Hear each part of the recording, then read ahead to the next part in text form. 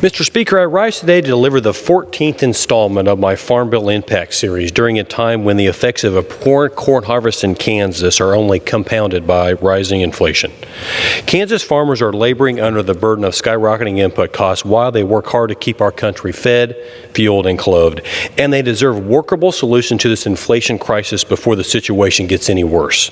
Farming is already a risky business, volatile, without the added burden of inflation, and USDA estimates that input costs will continue to rise to astronomical rates throughout 2022 and beyond. For an example of the risk of volatility in farming, the corn harvest is underway in some parts of Kansas, and the results are a fraction of the yield that farmers hope for and bank on during normal seasons. The Farm Bill, which Congress will reauthorize in 2023, exists in part specifically for situations like this current corn crop, to provide emergency assistance to our ag producers even when Mother Nature doesn't cooperate. The weather in Kansas can be extreme and unpredictable, which means that growing corn can be a very difficult prospect. Kansas is suffering from a major drought right now.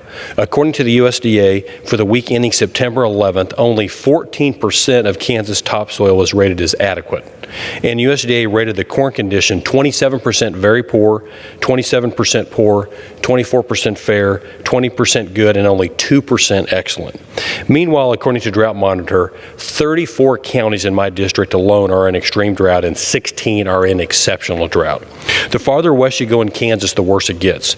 Even irrigated fields are having issues, and far more corn crops than normal will be complete losses. Many Kansas producers are saying that this is the worst corn harvest in recent memory. This is a dire situation. Farmers invest hundreds of thousands of dollars in producing this essential crop, and its failure means that farmers are left wondering how they're going to put food on the table and pay for gas to drive their kids to school. To make matters worse, consumers end up without access to many of the products that they've learned to enjoy and on which they depend. This is where Farm Bill programs like crop insurance come in.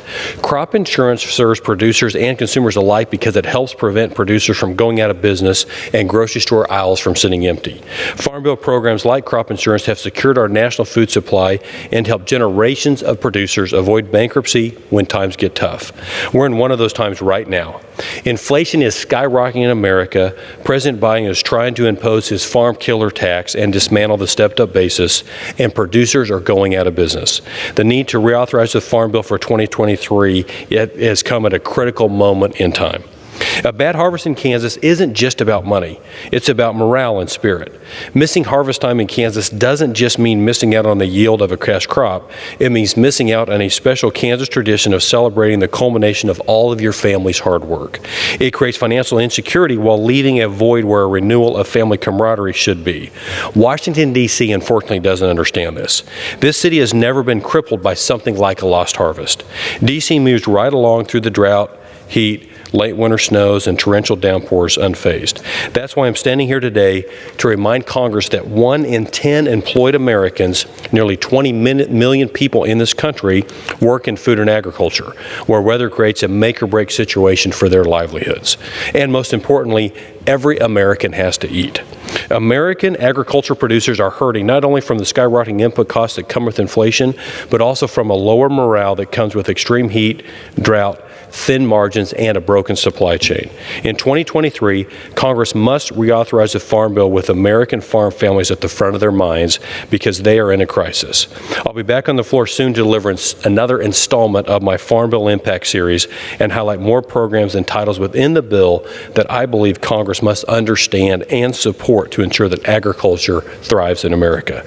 The people who feed, fuel, and clothe us all deserve our unwavering support.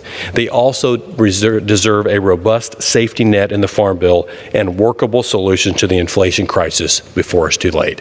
Thank you, Mr. Speaker. With that, I yield back.